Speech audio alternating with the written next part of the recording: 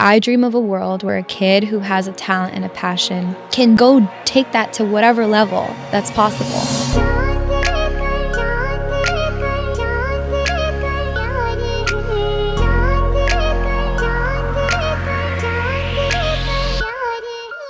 Who am I? I would say I'm a storyteller and I'm also a performer, but I'm still figuring it out. Ascending is a 25-minute music documentary about the 6 South Asian artists that were at Coachella last year in 2023.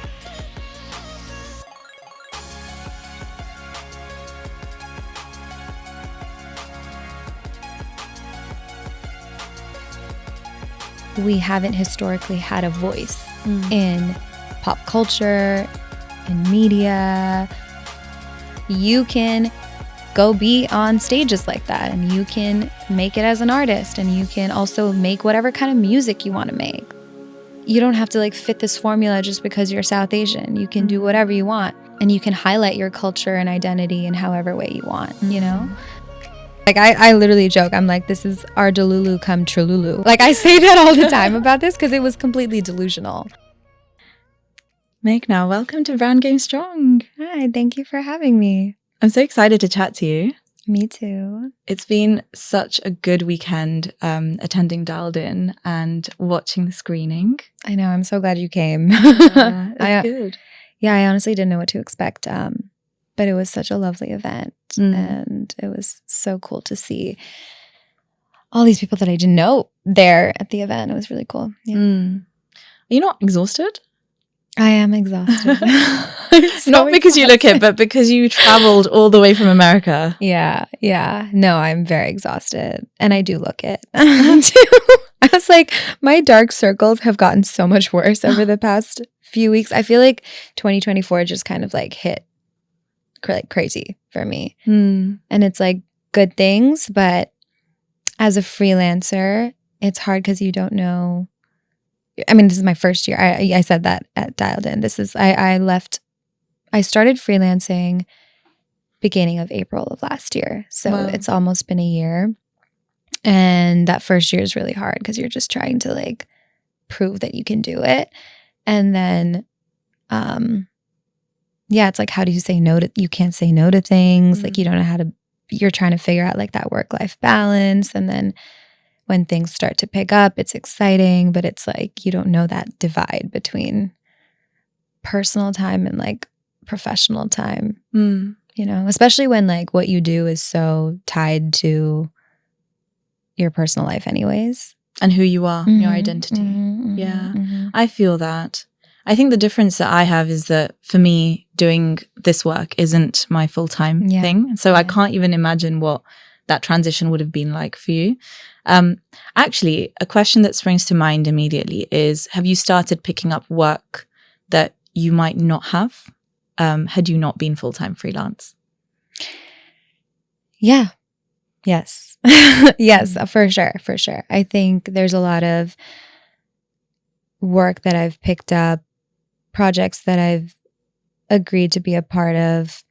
Not that I don't do anything that I don't want to do, but like things that aren't necessarily like in my passion areas because I feel like I need the work. But I also view it all as like practice, you know, like producing something that isn't. And I mean, I also do things like all sorts of formats, all sorts of genres, a lot of stuff with artists. Like, I'm doing like, I just did a proof of concept, like comedy short, which is like completely different. But I feel like everything is good experience. Yeah. And so I try not to like look at it that way. But I feel like only recently I've started to say no to things because of bandwidth and like trying to really prioritize where to put my energy in because it's hard. How does one even say no? I don't know. It's hard. I struggle with it all the time as well. It's really hard. I think it's just, my biggest pet peeve is over-promising and under-delivering. So I think that's kind of like how I approach it. It's like, if I don't think I'm going to like bring my 100% and do a good job, then I'm not going to do that. And I've felt that way before, where I've been like so overwhelmed, and I've been like, I feel like I'm doing way too many things and I'm not giving my 100% to anything, and like things are slipping through the cracks because I'm too stretched thin, and that's a horrible feeling too, you know? So I think it's just being at peace with the fact that you can't do everything all at once, and you can do everything, but not all at once. Yeah. I think that's actually a big learning lesson that's been a big thing that I've had to think about over the past few years. Just be realistic, right, with what you can do. I think we've all learned it the hard way. Yeah. And I'm so similar in that, like, I've got my hands in just so many different pots that I'm just like, mentally, I think it keeps my, chaotic brain at bay because I'm never bored. Right. But also it means that I have had years where I've been so stretched that, like, it's almost just like, is this self-inflicted? Should I just, take myself away completely and run away and, go to a different country for a bit and not talk to anyone? But yeah, I think it's one of those things that you just have to figure out, right, by yourself. Like, no one can really tell you how to run that. No. But all things considered, I think you're making such an impact and you're doing amazing things. Thank you. And I think I resonate so much in like the different things you do. And I find often a lot of my circle and a lot of my friends are like that. And so it's normalized in my head to do so many things until somebody reminds me that actually you do know that like a lot of people just do their full-time job. I feel the same exact way. Really? Oh, yeah. Yeah. No, I've built a community in LA that's very like-minded. I mean, everyone's different and everyone is doing a different assortment of things. But yeah, I forget that we're like not normal in that way. Yes, it is not normal. I actually want to ask you about what it is you do so that people actually, learn a bit more about you. So who is Meghna? That's a great question. I am a filmmaker. I'm also a dancer and choreographer. But I have like a background in multicultural marketing, entertainment marketing. So I feel like I still do that all the time. I'm like always marketing my own stuff and things that I'm passionate about. And I still work with an organization in that space. So I feel like it's hard to find like that common thread of like, who am I? I would say I'm a storyteller. And I'm also a performer. And I'm a storyteller in like the various ways that takes shape. But I'm still figuring it out. Yeah. Yeah, you said that on stage during your Q&A after the screening of your documentary. And it really struck me when you said that you are a storyteller in all the different forms, because ultimately that's the thing that threads through every single thing that you do. And I think that's really powerful because that's almost like it's never ending. You can always find new avenues in which to tell stories and find more passions to live that through, I think that's really cool because it kind of goes against the grain of what we're told as, when we're growing up, is that who are you going to be? Are you going to be a doctor? Are you going to be a business person?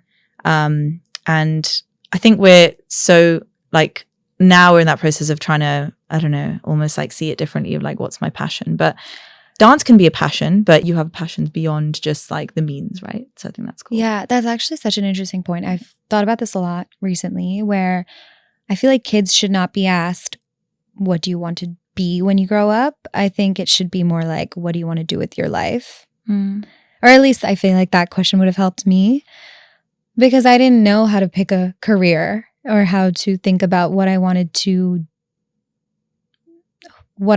be or what I wanted to do from like a 9-to-5 weekly basis. I think it was just like I had all these things that I was excited about, all these different passions, and I didn't know what that meant. But I knew I wanted to like be a part of creating that in some way. And I like literally even wrote about this in like my college essays. I was like, I just want a life where I can do all of these things and find the ways in which they intersect. But I don't know how to just like pick one career, you know, or I don't even know what that career is. And I think for me, it's always been like, yeah, what do I want to do with my life? What do I want to accomplish? What do I want to create? I think like that's been my journey. And I think like I have a little brother. I ask him those questions, like younger kids that I'm with. And it's interesting. It's hard to like think about how to foster that kind of conversation with young kids when they're growing up, you know, but I feel like that would have helped me because it was a long journey for me to come to this place for sure. Yeah. Also because kids nowadays I feel have such a different, they have such a different narrative placed on them. There's a lot more emphasis on creativity and trying out different things and, you know, like not being defined by one single thing. Right. Because I think I can look back at myself and I know that I placed my value on these very concrete things, like doing a degree in science, for example, for me was like, okay, that's my benchmark of success. If I don't do that, then, you know, I've probably picked a degree that's not, you know, impressive enough for my parents to talk about or be happy about. I don't know. It's like little things I relate like to that. Yeah. Right. And now it's just like, oh, I would have saved myself a lot of maybe grief and just effort on my part if I had just accepted that it's okay to try different things. But also at the time that was not normal or it was not impressive. Yeah, it was a different time. I think same for me. Both my parents are engineers and are like settled in the Silicon Valley and met in engineering school and were like wanted me to be like if you met 5-year-old me and asked me what I wanted to do what I wanted to be when I grow up, I would be like, I want to go to Stanford and be an engineer. Like that was just like ingrained in me. And so it was a really big battle over the years to feel like this was like a viable career path and that it's not a waste of intelligence. That's actually a really big point is I felt like there was this hierarchy of what people valued within our community and the arts were like what people did if they were not smart enough for math and science, which I think is ridiculous. I think you have to be very smart and capable in a different way to make it in the arts and to just create good art, you know? But that was like a lot of unlearning that I had to do. Yeah, and not just a waste of intelligence, but actually a lack of intelligence, right? Which is the perception. Yes, that's, both, yeah. But I think young 5-year-old Meghna, who wanted to be an engineer, was she also creative?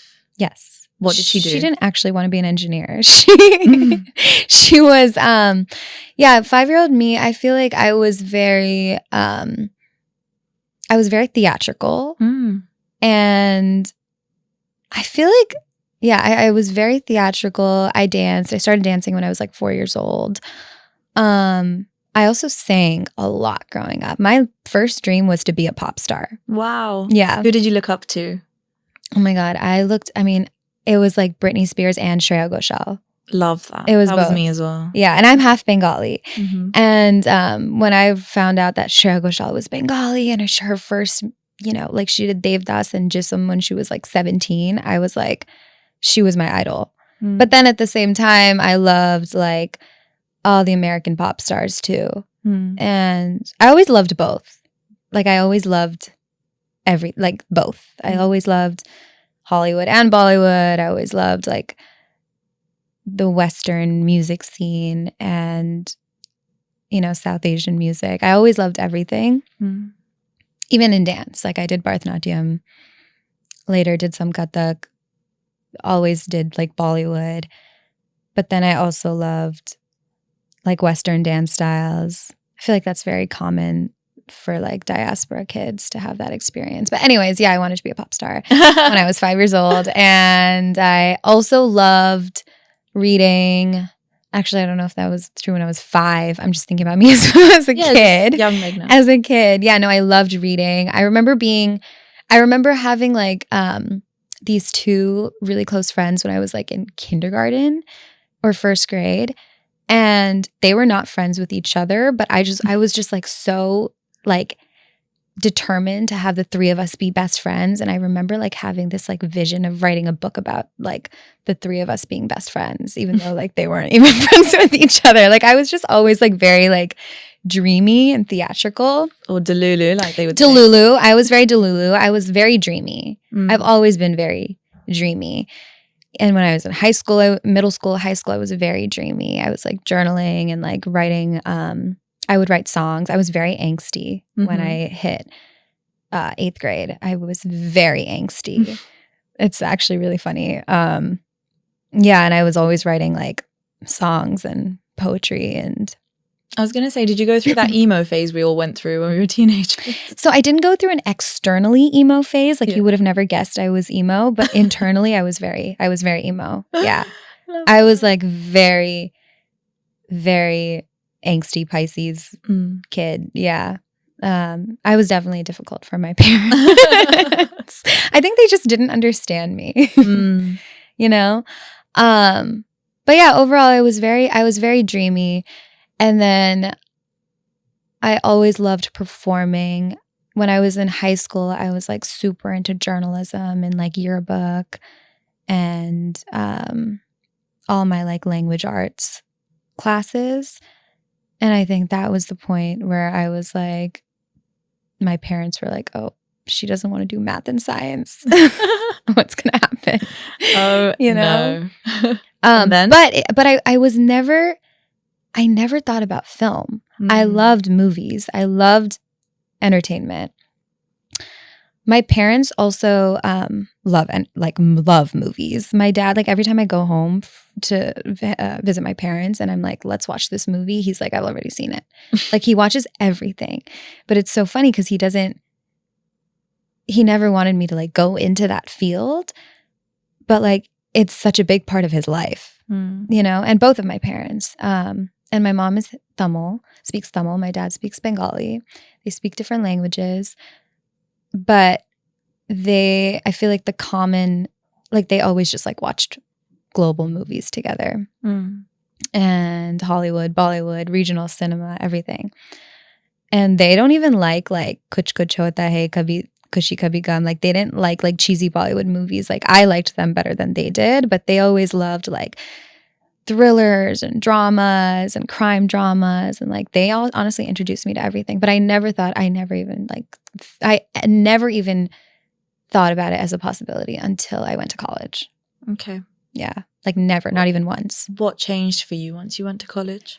I went to college. I was a business major at USC. I really wanted to do journalism. My dream school was Northwestern School of Journalism. I didn't get in. And everywhere else I applied for like business because that was the compromise with my parents. But, you know, if it wasn't going to be like engineering or medicine, then or law, then it would be business. And so I did business. I had a scholarship through the business school. So I couldn't have like switched out of my major. But luckily I went to USC and it's a very interdisciplinary education. So I took like so many classes in different schools. Like I took documentary classes. I took like media and social change, screenwriting. I think a lot of it is being exposed in a way that makes you realize it's possible. Right. And that was huge because I didn't see that at all before. So I think that sort of exposure that I got through USC that cultivated that like storytelling or like the media storytelling that I wanted to do. And then also when I went to USC, I was very determined to dance in LA. I joined my college dance team. I had a fun time, but I wasn't like fulfilled as a performer. So then I joined like Joya Kazi's company in LA when I was like 19. And that was like a huge, like, that was very transformative for me because that was the first time I like stepped out of college and like I was the youngest. Everyone else was like professional dancers in LA who were also actors and in entertainment in some other capacity. Some people were filmmakers. A lot of women of color. Not that many South Asian women when I joined, even though it was a Bollywood dance company, which is crazy. because a lot of South Asian women, at least back then, didn't do dance in that way. But I think that exposed me again to more people who were doing things that I wanted to do. And I was on set. I did like a lot of productions and shows. I think I also just like learned what it's like to work in entertainment. Like there was a time like when I was auditioning for the company where I I like slept through I slept through a call that I was supposed to do with her. And it was at 11 a.m. Like I shouldn't have slept through an 11 a.m. call, but I was like a 19-year-old college kid. But then she like had this whole conversation with me where she was like, you need to treat like rehearsals like meetings, and like calls with, even if it's in the dance space, as you would like something that's academic or like an office job. You know what I mean? You have to give it that same sort of value and importance and respect, because for other people in this company, this is their full time. This is what they do. They are full-time creatives. And it was just this whole conversation that like I think just really like lit a fire under me, that I was like, if I want to do something like this, I need to apply that level of like discipline and professionalism to this field. And I knew I didn't want to be a full-time dancer, but there was so many other things that I was exposed to within like the creative field and production and choreography and all of that I think just, again, led me to realize that I wanted to lean into a career in that space. I know you've obviously got this huge sort of dance side to you, and you've said a couple of times that you didn't see yourself as a full-time dancer. There were times where you weren't fulfilled while doing that. What do you feel was it about dance that wasn't fulfilling you or your soul enough? That's a great question.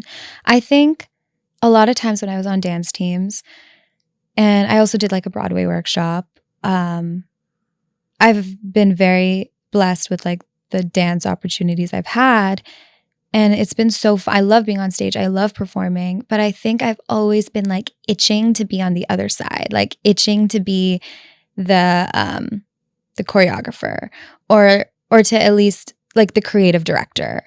And I'm like not somebody who like thinks I need to do everything on my own. I'm not like, oh my God, I want to be the choreographer instead of that person. Like I think I love creative collaboration in the team. It's just that I was like excited about what they were doing and wanted to like help or be with them and be on their team. And like even when I did the Broadway workshop, I was like, it was fun. I learned so much, but like I was like, I don't want to be performing the same thing every single day. Like, I don't know if that's going to be fulfilling for me, but it would be so fulfilling to be like on the creative team, like working with these performers and like bringing the vision to life. Like, I think I've just always been more excited by the other side, especially long term. I think like, again, I was like, I want to dance as much as I can while I can dance. But I think like, I want to be like 70, 80 years old and still like directing dancers or performers or actors or whatever it is.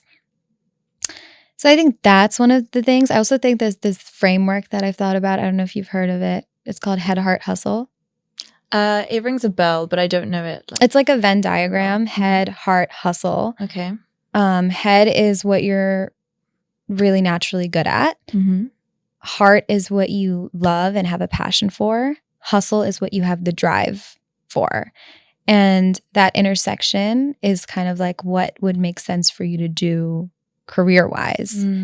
And for me, I've thought about that a lot. Like dance is something that I have, at least as a performer, as a dancer, I have the passion for it. I love it. I would say I've trained and like developed certain skills. I'm not the best dancer in the world, but like I'm not a bad dancer.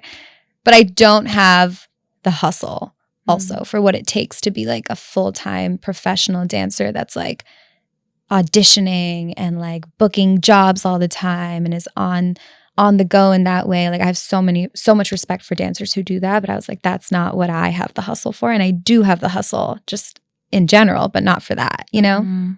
Yeah. And now things have changed, opportunities have changed for dancers with social media, which I think is awesome. But even in that space, like I feel like dance is something that I love being able to monetize off of it. I love doing jobs as a dancer, but just I also don't want to put the pressure of it being like my full-time source of income. I think that'll take the fun and soul and joy away from it. I just did my MFA in producing at USC, and one of the things that the chair of the program, his name is Ed Saxon, he did Silence of the Lambs, which is crazy. Yeah. But I did a meeting with him multiple times. One time he said something very, very impactful, where he was like, this career in TV and film is very, very fickle and a lot of ups and downs. You can't rely on anything. You never know what's going to happen. And obviously you're going to keep trying and keep doing what you're doing, but it's really, really important that you have a source of joy that is consistent outside of your career, which a lot of people don't think about. A lot of people don't have. Like they're just so obsessed with like everything they do in filmmaking, right? And that's why it gets really hard for people. But I think for me, that source of joy, that consistent source of joy is dance.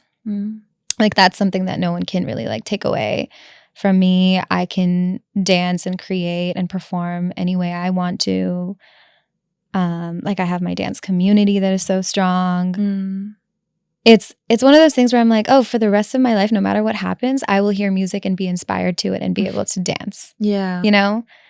And that's all that I want to, I want to preserve that.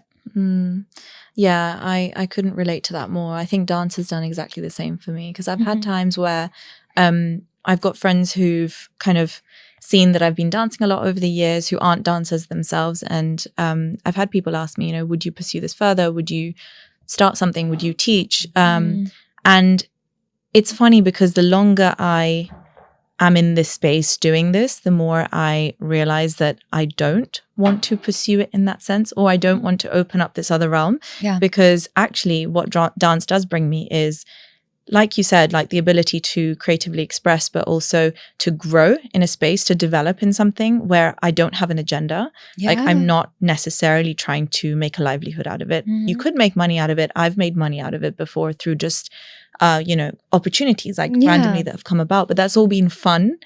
And there's never been extra, it's just a fun bonus thing. Oh, okay, I'm getting paid for this. Cool. Yeah. But at the same time, like there are other avenues that I feel like, okay, yeah, this is something that I could really pursue a bit more seriously, or try and establish like a brand around this. So I find it so true that not enough people think about having that hobby or passion that actually you can grow and develop in and express creatively without anything more. That's so true. Right? Yeah. I think I used to think, like when I was in college and I was like, okay, I'm going to do this switch. I'm going to go pursue entertainment. And it was like all this pressure of like, okay, how am I going to make this work? And then I became fixated on what I'd heard from other people, which is like passion to paycheck. Oh God. And now I'm like really letting go of that. It's so exhausting. And for me, dance has become more than just a hobby. But it's not my full time. Like I'm like, it's in this like in between space, which I'm happy for and grateful for, because I do have bigger dreams to blend dance with film and TV. And I love choreography. Like I would love more gigs as a choreographer, and I am working on a lot of cool choreography projects right now. But I love that it's not my full-time source of income, because that's really hard. But you're right. Because dance has become more than that, I have had to think about like, what are my passions that are not that at all? And I feel like that's like singing for me. Because I said I sang when I was younger. Like I don't sing publicly. Like I don't post myself on like TikTok in that way. But and people have like asked me, but I'm like, no, this is just like something I have for myself right now, Yeah. You have to preserve some element of yourself, right? I think that's amazing. I didn't know you sang. That's so exciting. Yeah. And good for you for keeping things closer to your chest just for your own sanity, because I feel like given that you you have such a kind of busy, hectic at times life. Yeah. I'm going to talk about more of the stuff that you've been doing, but I think you do need that, you of all people, and people who do kind of put a lot of themselves out there, which I think I've had lots of discussions with guests on here about what it's like being out there on social media and how do you protect your energy, and, you know, loads of those. We could sit here for ages talking about that. But all I'm going to say is that it makes me really happy that you're aware of that and that you're like, yeah, like you have something that keeps you fueled, hopefully. But I actually want to talk about your documentary now, Ascending. So could you tell me what Ascending is? Yes. Ascending is a 25-minute music documentary about the 6 South Asian artists that were at Coachella last year in 2023. And the entire documentary really takes place at the festival over the course of 2 weekends. And we made it, Zoe Malhotra, who is an amazing filmmaker, and my co-director on the project. The two of us really worked on everything together, and we worked on it with Golden Voice, which, for people who don't know, it's the big music promoter brand and company that's behind Coachella, Stagecoach, so many other music venues and concerts. Like, they're a huge force behind the scenes in the music industry. But yeah, they produced it with us, and it's available on Coachella's YouTube platform. It's really exciting because it's the first time that they've ever done anything like that before. And it's something I'm still processing of like how we, like, I literally joke. I'm like, this is our Delulu come Trululu.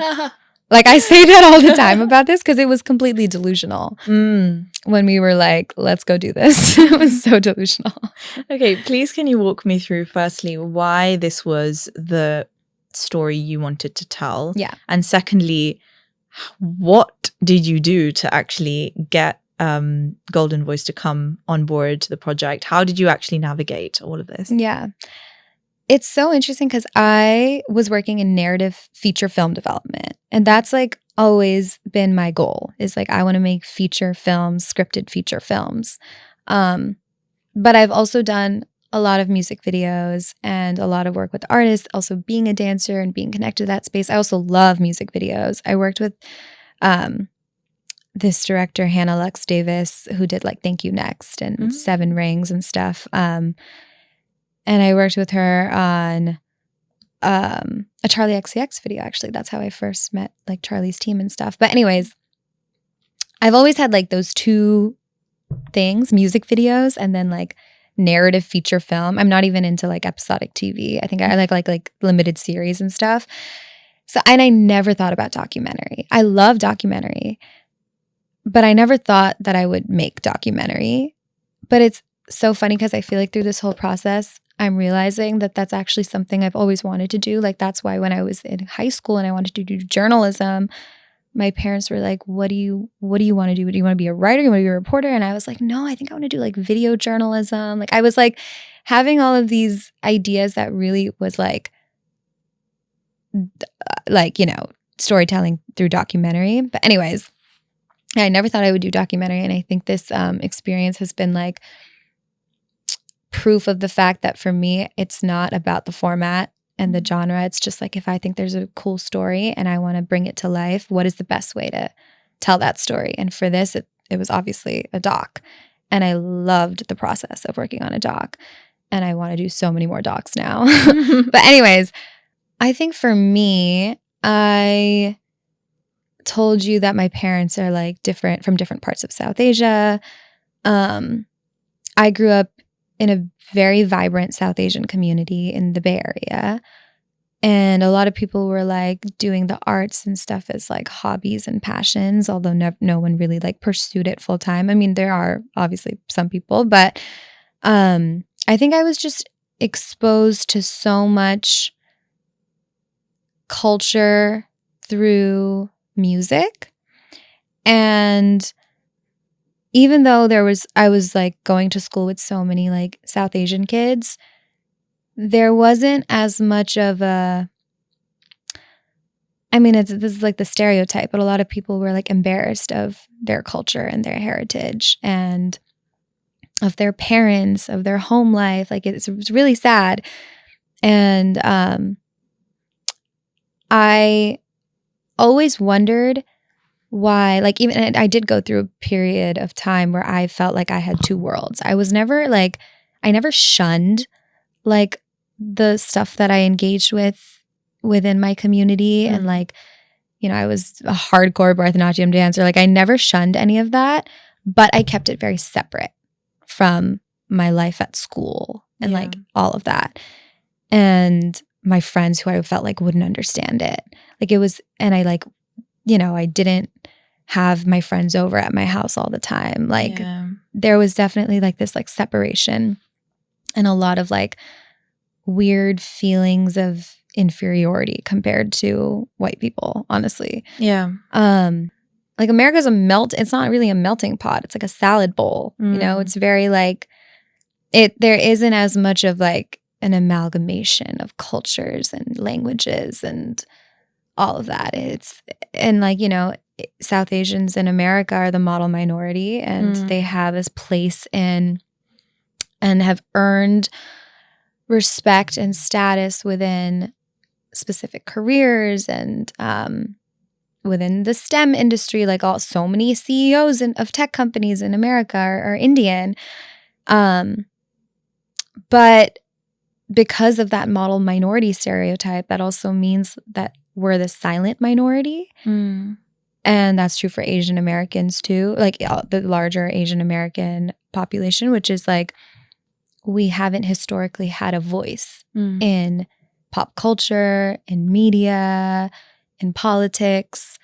We're just like the obedient immigrant population that's like contributing to these like tech companies in our economy in that way. You know what I mean? So true. But there's not like a voice in pop culture and like people don't get angry as loudly either. It's starting to change. Like, I don't know if you know about like the Natu Natu thing at the Oscars last year. Like, I do. Which was really frustrating. It was. It was insane. Like if that had happened, like it was essentially brownwashing. So could you explain for people who might not know? Yeah, so the Natu Natu was nominated for an Oscar, the song from RRR, which is huge, and they did a performance at the Oscars. Not a single South Asian person was on stage performing. They kind of justified that being like, oh, in the movie, it's like colonizers, right? It's the two Indian dancers and then they're dancing with the white colonizers. But the fact that the white colonizers on stage were, you know, represented people from different ethnic groups that were not white, but there were still no South Asians. Like what? That's not a fair justification. Also, regardless of the background dancers, the two main leads who are playing Indian characters were basically just like Indian passing men. And they did a great job. Like I'm not trying to take away from like their skill, but it was like, it's one of those moments where you feel like the South Asians in America are kind of invisible and they don't think that anyone's going to speak up or cause a ruckus. And then we did. And it's only because of that like there were articles that came out that, you know, the president of the academy found out and like the choreographers issued an apology and, you know, people realize like this is not okay. But I think it's because historically like South Asians haven't had that like voice in pop culture and media. I was thinking all of these things for so many years of my life. And I was like, I don't want like young brown kids in America to grow up feeling ashamed. I don't want any kid to grow up feeling ashamed. How do you change that? And I think media shapes how we perceive ourselves and how we perceive each other. And I think that's like been why I've wanted to go into this space, is to affect that change and to, like I said, this dialed in too, but it's really, really all rooted in like making a better world for like future generations. And I was also wondering like, why is it that even though I had this phase of my life where I had two worlds, I still felt so much pride in being South Asian, even though like I don't speak an Indian language, I like feel very confused. I'm like very much an ABCD. I'm like very much an American born confused Desi. Like I had a nanny who spoke Gujarati. My mom speaks Tamil, but like her family's in Bangalore. And when I go to India, I'm like, I hear Kannada. And then my dad speaks Bengali, but his family is in Mumbai. And like, I had a nanny who spoke Gujarati. Then I had another nanny who spoke Punjabi, and like I was just like all over the place. Like I did like Bharatanatyam, then I did Hindustani music, like, but that really gave me an appreciation for South Asian culture as a whole, and all the nuances within it, and like everything about it. And I realized that the reason why I felt so much pride and excitement and joy is rooted in the arts and music. Very specifically music.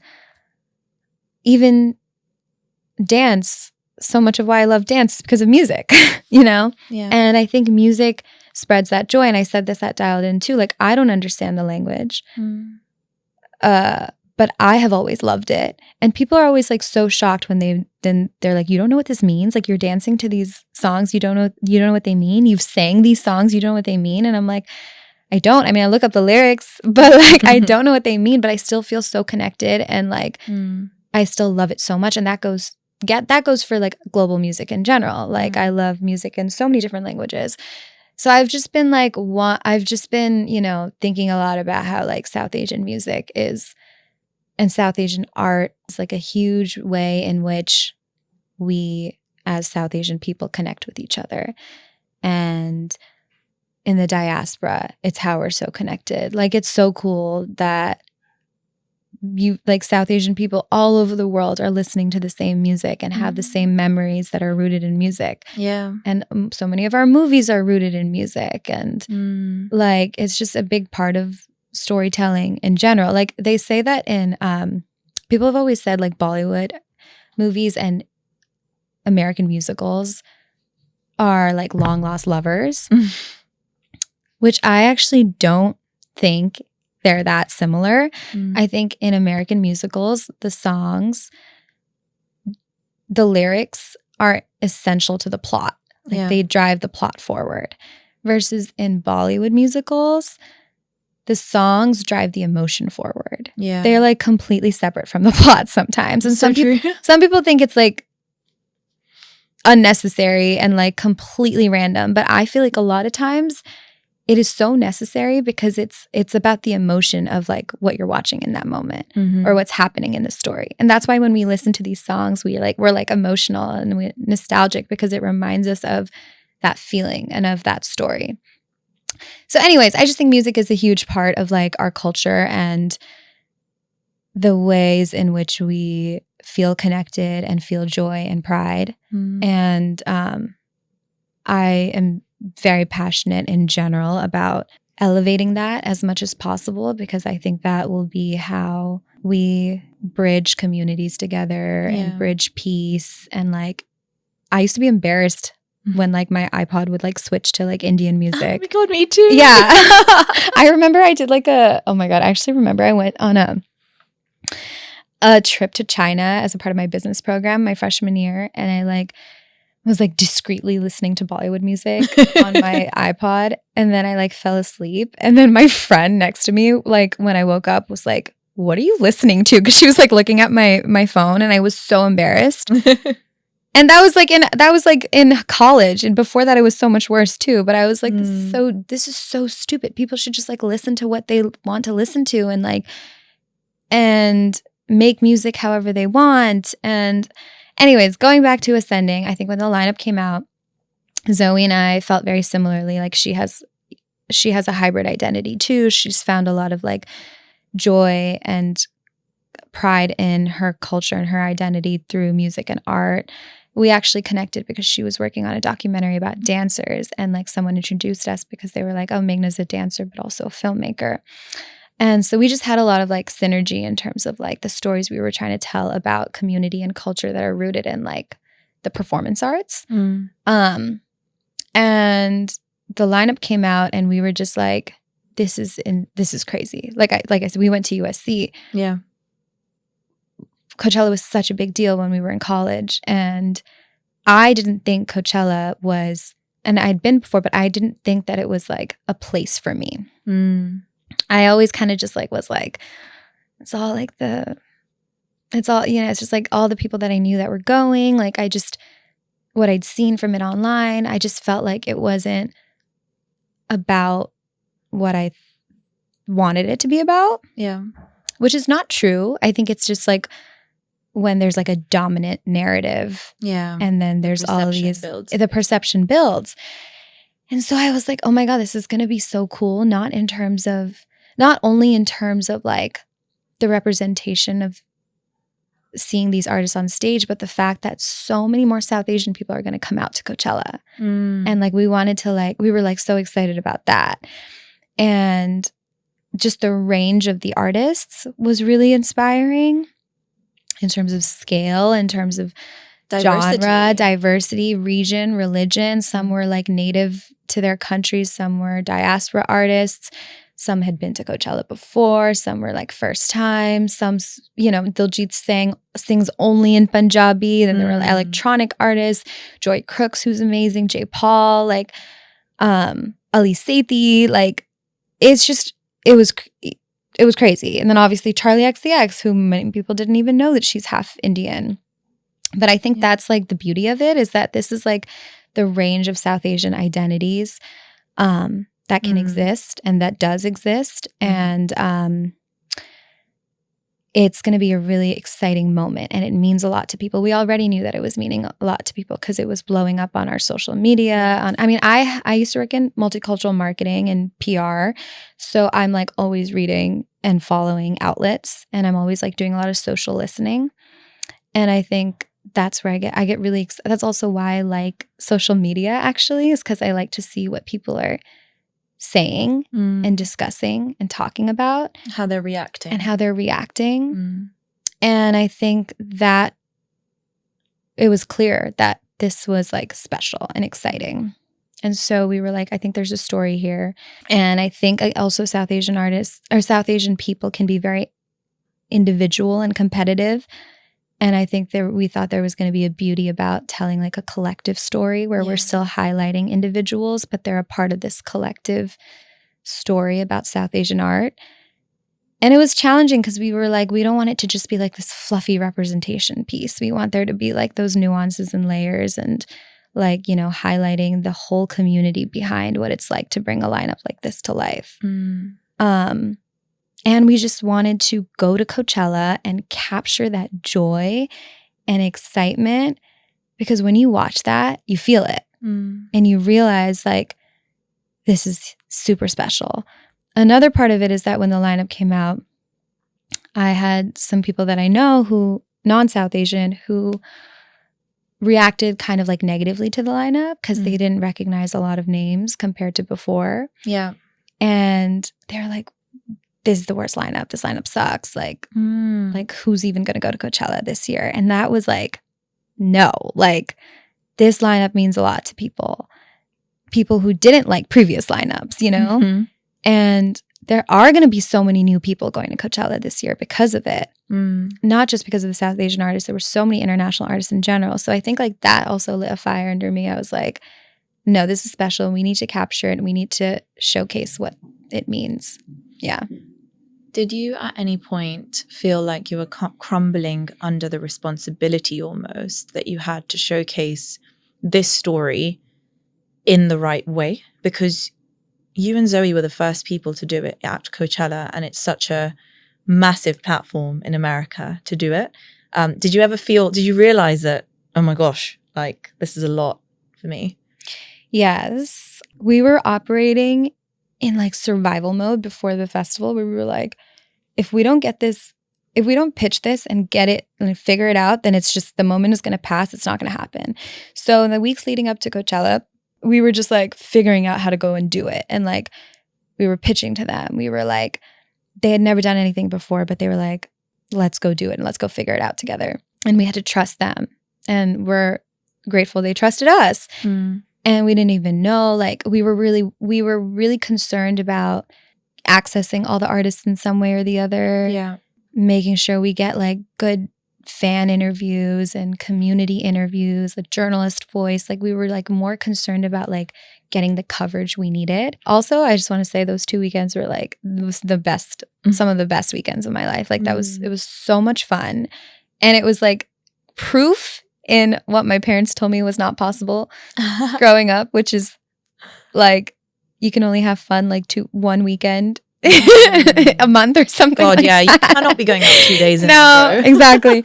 And also that like work and play are so separate. Yeah. Which I was like, no, those 2 weekends, it was work and play all in one. And I love it. Like I love play. I love play, you know? And I feel like I'm so lucky that was like a job for me to go do that. It was incredible. It was so fun.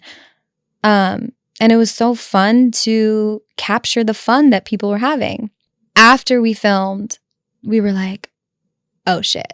Okay, we have all this stuff. Now we have to make something good. Yeah. So we did, and then yeah, we were just like in it. We realized, yeah, we did realize like the responsibility and the pressure. And I think we just had like, we were very aligned creatively. And I think we were so passionate about what we were trying to say that I don't think we ever felt directionless at all.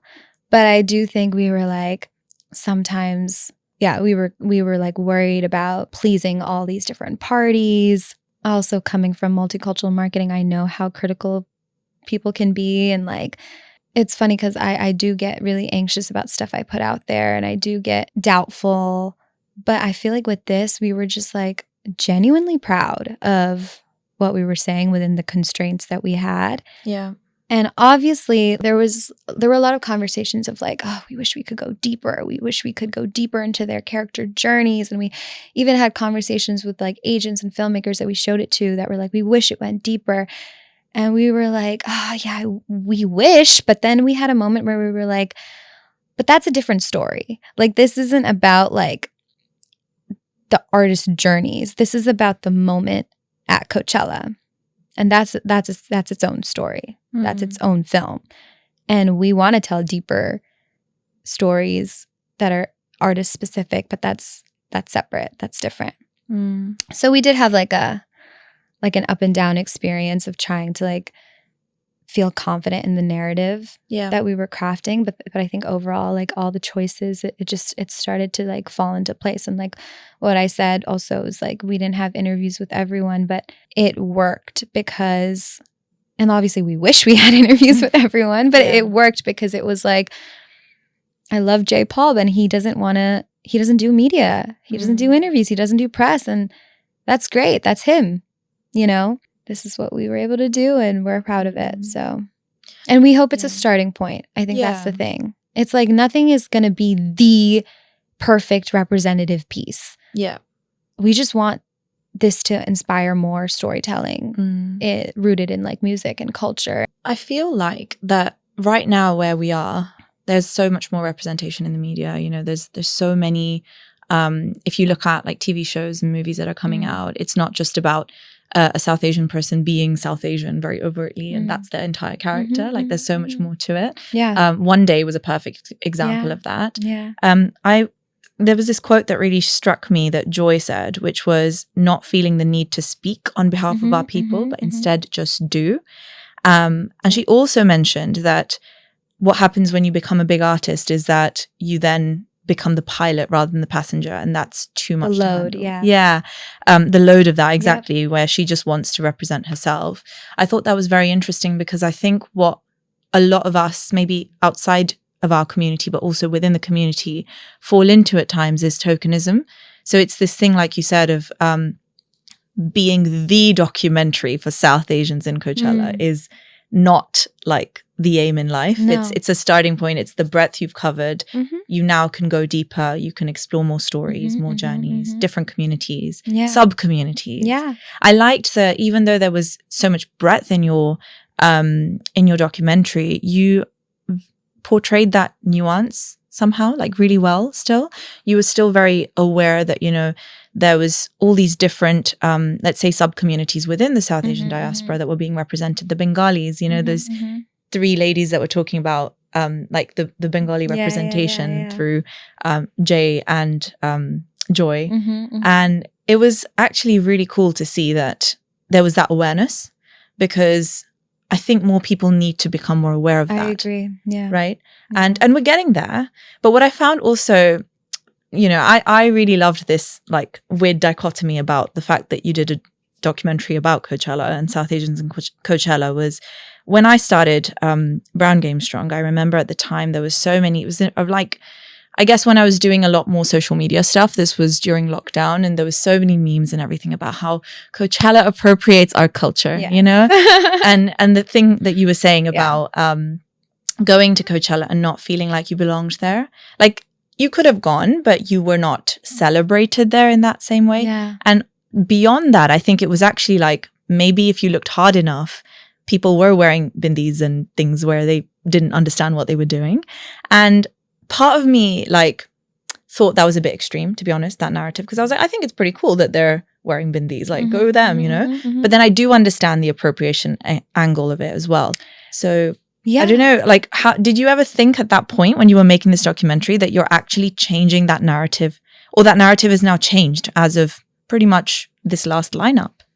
Yes, 100%. I think those were a lot of conversations I had in college about appropriation and about people that we knew that were like headdresses and bindis and this and that. And what is that line between appropriation and appreciation? And I think that cultural appreciation is very different from cultural appropriation. And I think it goes back to what we were saying, what I was saying earlier, which is that there's like this co-opting of culture without, if there's a co-opting of culture without appreciating and recognizing and celebrating the people of that culture, that's when it feels like appropriation. You know what I mean? And I think that's been like the experience for a lot of South Asians in America is like not feeling less than. Yeah. Feeling othered.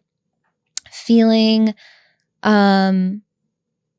othered, like an Indian girl wearing a bindi is uncool and too traditional.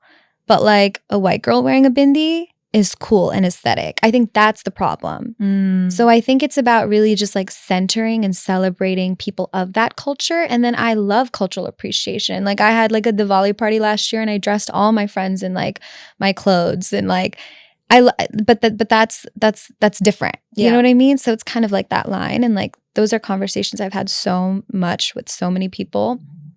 And that is something we thought about with this is like exactly. It's like we wanted to film South Asian fans at Coachella. And we wanted to showcase non-South Asian fans experiencing South Asian artists and music. We wanted to like showcase what that's like when there's like that true amalgamation of culture and that true centering and celebration of people within a community that feel ignored and othered otherwise, you know? Yeah. What has the response been? I'm like, I don't know. I'm still processing it. It's been good. It's been amazing, honestly. I feel like it has resonated with a lot of people. Like I've gotten so many messages. What was really important to us were that the artists were happy with it and all of them were happy with it. All of their teams were happy with it. That feels very special. Again, we were nervous about creating this collective story. We were like, are they all going to want to be a part of this documentary with sharing the space with other artists? And the fact that they were like down and open to do that was amazing. I told you Joy Crookes and Jay Paul came to the screening, which was crazy. And Jay Paul sent me like a really sweet message after, which is so nice. And, you know, Jay Wolf, like Ali Sethi, they all have been so like excited about it and think that matters so much because they're the root of the story, right? So in that perspective, that has been really nice and fulfilling. And then, I think our Golden Voice team is very happy with it, which is great. Like they are like excited to showcase Coachella in the way that they want Coachella to be seen, which is about the celebration of music and art and culture now. And it is evolving to like reflect a more international audience. And I think beyond that, I think so many people have appreciated and resonated with it. And obviously there's like opinions here and there, but I think overall it's been very, very positive. And I think for us, it's just been exciting because it's also going to like set us on to a path of telling more like culture driven stories and artist driven stories. And you know, when I was watching the documentary during the screening, I found myself tearing up and I cried during it. And I know the moment Which part? The moment that got me was when Diljit came on and he just kind of looks at the camera and he just goes like, "We're here," and he says it in Punjabi, like "Aage" or something.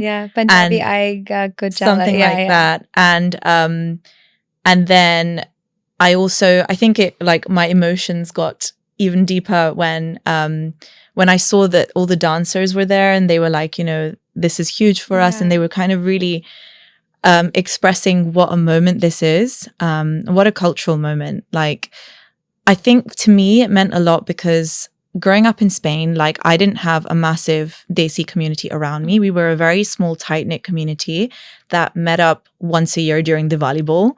And that would be the only time like we would remember that we were all Indian and we'd wear like lehengas and stuff.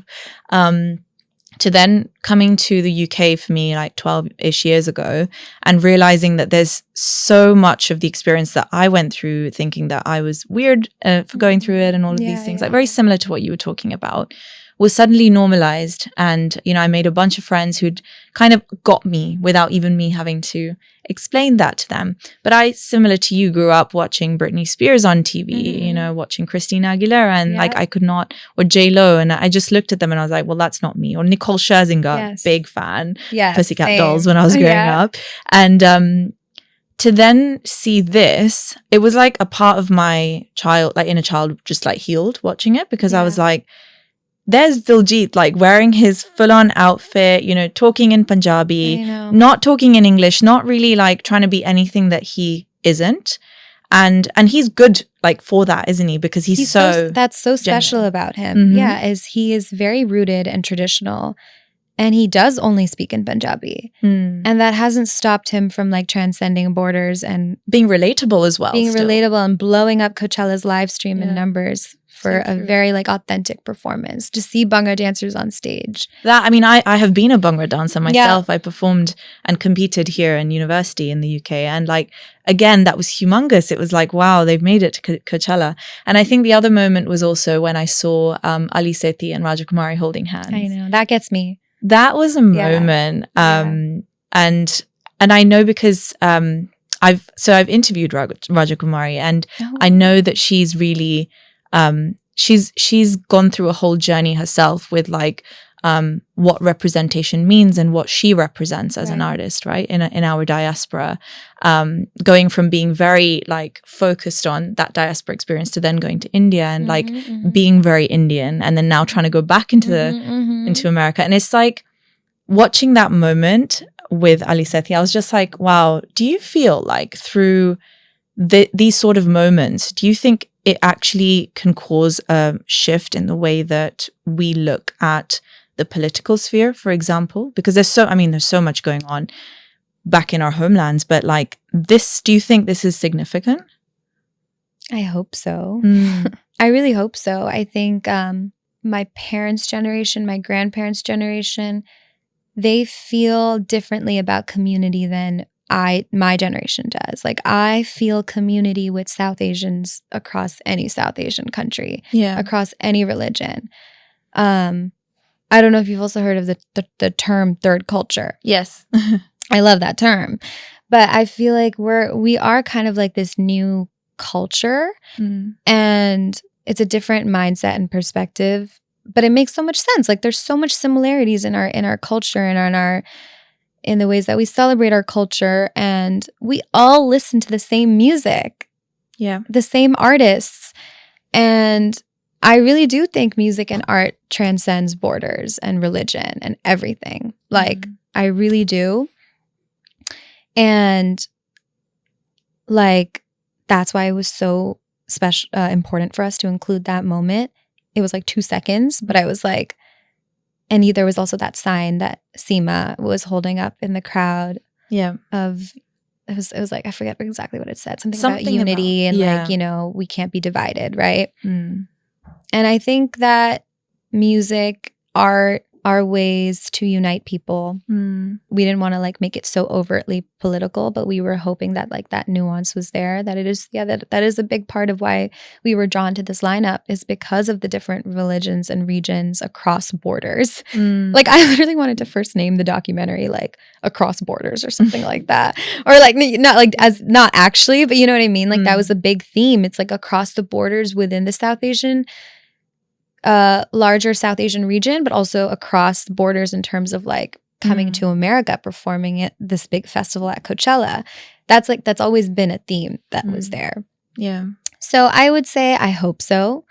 I don't know, like, how do you change the minds of people who are so strict in what they believe? And I think that the future is in, like affecting change across generations. But I'm saying like it's really important to me that younger generations grow up critically thinking and like acknowledging like humanity over anything else. So it's like one of those things where I'm like, I'm not a doctor. I don't know how to save lives. I'm not a politician, but what I know is what has impacted me, which is media, music, entertainment. That's what's impacted me on every level. So I feel like that's how I want to impact other people. And I believe in that impact, you know? So I hope so. But I hope, again, like this is just a starting point to like go deeper and deeper into all of those themes and stuff. Yeah. Yeah, I think it's such a powerful medium, and so much more powerful than we even realize, because I feel like me growing up watching the kind of shows and films that I grew up watching, and very similar to you, you know, like there was a part of me that loved Bollywood and Hindi films and Desi and Star Plus and everything. And then there was another part of me that watched Gossip Girl and watched like Friends and all of these things. I watched Skins too, by the way. Oh, you're basically British. I didn't watch Skins because I didn't grow up in the UK, but I like watched it secretly on my laptop. It was like very scandalous. But it shapes the way we think, and it shapes our identities because it shapes how we perceive the world. Exactly. And a lot of like the unlearning and things that we're doing now, it's a lot of like everything we've consumed as kids now we're sort of like reshaping, right? And so you are in a position now to shape what that looks like for the younger generations, for the kids growing up now, you know, who will be like, oh my God, let me go on Coachella's YouTube, and oh, there's a documentary about Diljit and like all of these other artists. And how cool. I think that's just, I'm jealous of those kids because I wish I had that. But at the same time, I think because we didn't have that, it creates that drive and that fire, right? To talk about those things and celebrate those things even more. I agree. Yeah. And I think we have obviously done a lot of reflecting on why we felt a certain way growing up, and a bit too much reflecting. But I actually spend a lot of time. I say that so much actually that I'm like done reflecting. I've done too much reflecting, especially over the pandemic. I did like way too much reflecting, but then that's also why I switched out of marketing, applied to my program. Like so much changed in my life. But yeah, I mean, I'm jealous of those kids too. But it's like even seeing my brother who's 20 years old, he's much younger than me. He also, by the way, is an incredible singer and performer. And he was like a child prodigy. And honestly, like he is in the back of my mind, even when I made this documentary, was like, I just felt so sad. And I feel like he's not even sad. So I'm like wasting my sad. But like he's still so young. But I'm saying like, he has so much potential, and he had so much potential as a kid, but it was like, what is a little brown boy, you know, who loves to sing and dance? How is he going to make it? He knows no one. And that made me really sad, where I was like, I dream of a world where a kid who has a talent and a passion can go take that to whatever level that's possible. And like that is a huge, like I wanted to be a pop star, but that was more of like, you know, I want to be a pop star.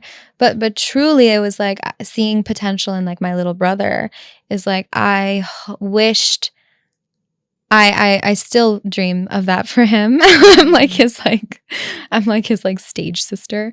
But like kids like him, it's like I want them to feel like they can do whatever they want to do is possible. Yeah. That's a big part of the documentary too. I actually never even said that at all, which is like the fact that you can go be on stages like that, and you can make it as an artist, and you can also make whatever kind of music you want to make. Like you don't have to like fit this formula just because you're South Asian. You can do whatever you want.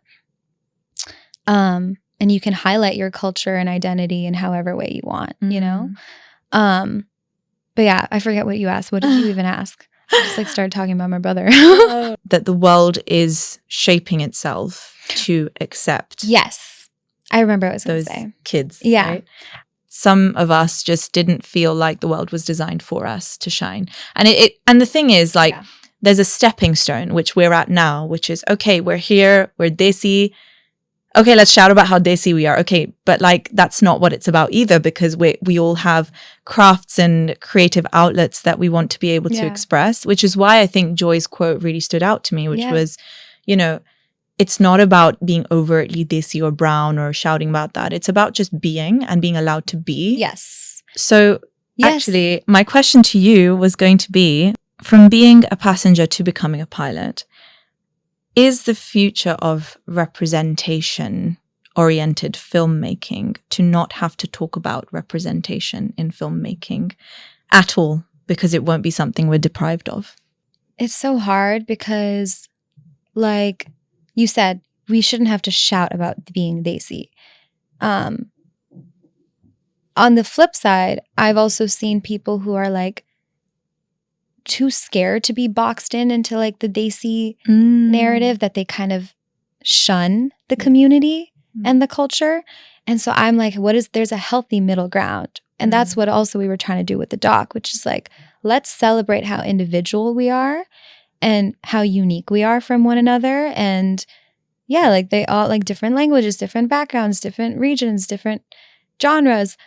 But at the same time, let's still celebrate the fact that we are connected as a part of this community, and that we are impacting people within our community, whether or not we think we are. You know, like I think it's hard because when you're making art and you're a public figure and you're making film, you are making what you want to make, but you obviously have an audience and a platform.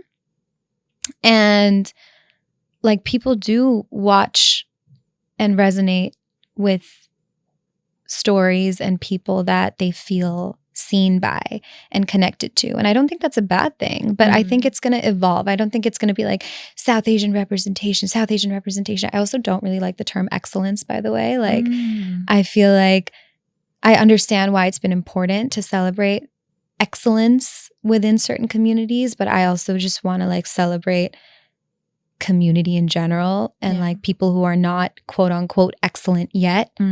Like Jay Wolf actually said this in his interview with us, and we didn't include it because we didn't have time, but it was like, the future of music and representation and like diversity is celebrating people who are like performing in backyards and also performing in stadiums. And as South Asian parents, letting your kids go buy tickets to go watch shows and like, you know what I mean? Just experiencing the whole breadth and diversity of like the levels that people are at. You know what I mean? Yeah. And their individuality as well. And their individuality, of course. So I think that it's hard to say, because I think representation is always going to be a topic, even if it's not South Asian representation, even if it's like, oh, I represent representation in this specific, like Joy represents something very specific. Diljit represents something very specific. But I think that we will probably move away from like overarching just like throwing around the word South Asian representation for anything. Like it's like, what does that mean on a deeper level? What are they representing? I also feel like I talk to kids sometimes who are like they want to be South Asian representation. But it's like, what does that mean? What is that? What does that mean? So I think it's kind of just like thinking more about like, what are you representing? You're not just representing South Asians. Like, what are you representing? What are you trying to say? What are you trying to tell people? What are you trying to showcase? So I think it's more so just like expanding how we talk about representation. But I don't think it's not talking about it at all, because I don't believe in that either. Like I don't believe in like, I know this isn't the same, but I hate like the term colorblind. Oh yeah. I hate any, like I don't think we can ever ignore. I personally don't like a South Asian character being cast for something and then nothing being changed about the script to accommodate for the fact that that character is South Asian. That doesn't mean their identity needs to be the focal point. Yeah. And people keep saying that. They're like, oh, well, their identity should be. I'm like, that's fine. It's not the focal point. But like the words that they use at home, or like the food that you see that they're eating on their dinner table, or like the what they call their mom, or like the music they're playing in their car. It's the little nuances that help people feel seen. But it's not like the focal point of every story should be like, let's talk about representation. Let's talk about identity. You know what I mean? Yeah. It's the middle ground, isn't it? I think that's the key. Because we often find ourselves going from one extreme to the other these days. And I do agree with you in that, like, there is so much nuance in how we individually are desi in our own ways. Yeah. And some people actually just aren't very desi, like, because they've just been, 3-4 generations removed away. That's fine, yeah. That's fine too, because that's a story worth telling as well. Because I'm sure people will identify with that.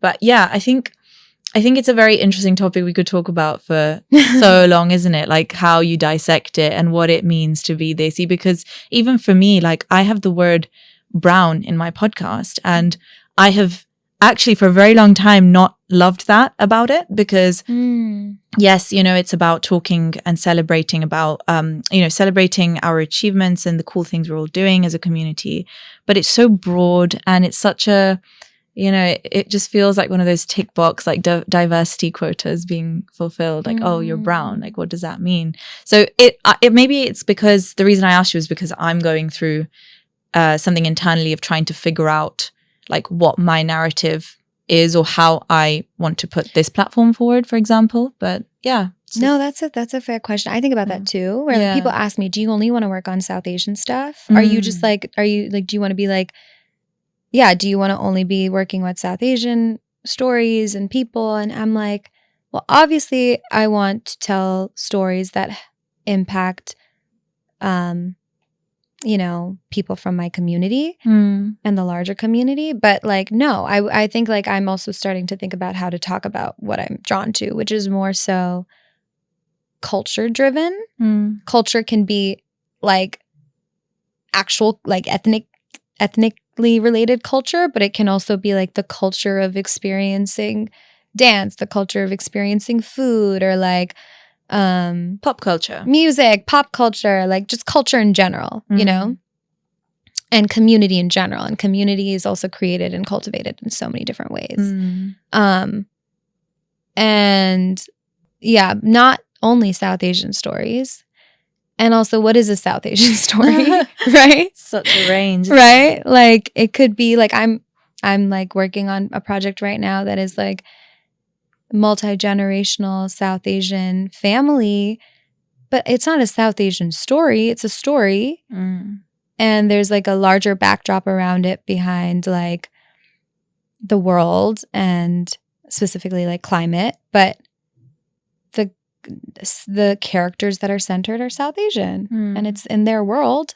Maybe like it's in their world, but it's not a South Asian story. So it's hard. Yeah, it's like something I'm still figuring out. Yeah, I think we all are. Yeah. But it's interesting that we're talking about it now, because I do feel like that shift is happening in people's minds right now of like, well, what does that actually mean in like wider pop culture? Because yes, we see more desis, on big platforms now, but are they necessarily being shown in the right light? That's why I don't like the term excellent. Yeah, that makes sense. It's like because people jump on that bandwagon a lot, because people are still coming on board now, where they're only just talking about these things we've been speaking about for probably years now, many years. Oh yeah. It's interesting. It's at times frustrating as well, because you're like, oh, you're just realizing this, okay, but if you'd done a bit more research into it, you'd see that there's so much work happening already. But maybe I'm also somewhere along the lines where I may have frustrated somebody else because they've been around longer. That's the thing. I mean, people are on different journeys. Like, I'm sure there's like people previous, you know, in previous generations, or like people who are slightly older than us that are like rolling their eyes at us talking, and like they just realize this. We've been fighting this battle. That's why like I want to really acknowledge like there are people who've been fighting the battle before, you know, and like we will do it for the next generation. But I think there just needs to be more like open-mindedness and connectiveness across all generations and all levels. Like we all want the same thing. Yeah. Hopefully. Yeah. That's very true. And yeah, like we all went through our self-reflections in different stages too. Yeah. Like I feel like I have friends who I'm seeing realize things now that I like spoke to them about a few years ago, but then also vice versa too. But it's just like people are just on different journeys. Yeah, and having grace for that a little bit. Having grace for sure. Challenging when you've introspected too hard. I know. You're like, oh my God, I know. I understand the feeling. I understand it. Oh yeah, I understand it. Well, Meghna, I feel like we could chat for so long. I know. But hopefully we'll have you back when you're, I don't know, when you release your next piece of work. About that maybe. Yes. It was so great to have you here today, and thank you so much for sharing all of your thoughts and being so candid, because I think it's really appreciated. I can tell that you've been through that process yourself, of figuring out what it is you want to do, and I think people will resonate. Reflection. Yeah, 100%. We're the generation of reflection, aren't we? I guess so. Yeah. My last question to you is, what do you have strong game in? I have strong game in telling stories and connecting with people in various ways. Yeah. And you're doing it so well. I feel like this is just the tip of the iceberg. There's so much to come from you. So I'm excited. I hope more people get to know about your work as well. Thank you. And also go watch the documentary because you're going to cry. Yes, please go watch it. Thank you so much for having me. This is so lovely to be here in London and like having this conversation with you. Thank you so much for listening to this episode of Brown Game Strong. I really hope you enjoyed it. If you'd like to stick around, then please do hit the subscribe button if you're listening on YouTube. And do give the social links a follow as well. We're on Instagram and on TikTok. If you have any thoughts, feedback, advice, any potential guests that you'd like to hear me speak to, then please do drop a note on either the socials or on browngamestrong@gmail.com. Thank you once again for listening, and really appreciate your support.